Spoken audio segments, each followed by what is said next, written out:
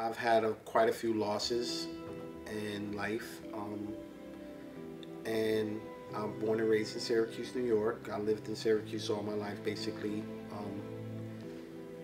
I graduated high school as far as the GED is concerned.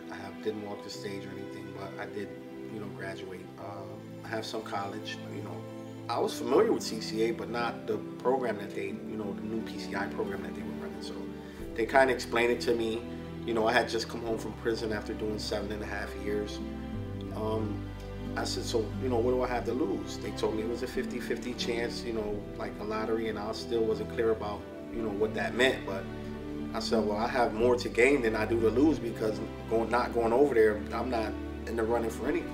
The experience in the Leaders Program and the work transitional work group helped me to better hone my skills, to build a different type of resume, to network and meet and politic with different, sets and organizations.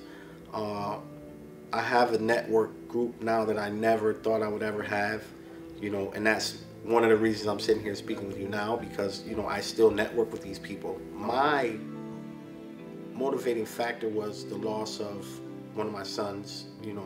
He lost his life, he got killed in the streets of Syracuse. So that was one of the biggest motivators, for me to come out and, make a difference, not in just my life, but in someone else's life.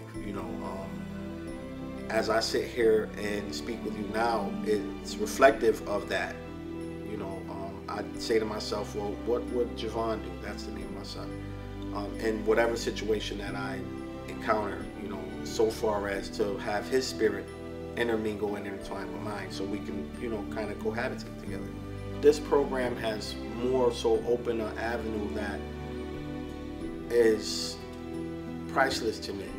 It's like I've never had this type of cornerstone to fall back on. So at the end of it all, I have to say, if you put in the work and you're really sincere about it, the payoff is there.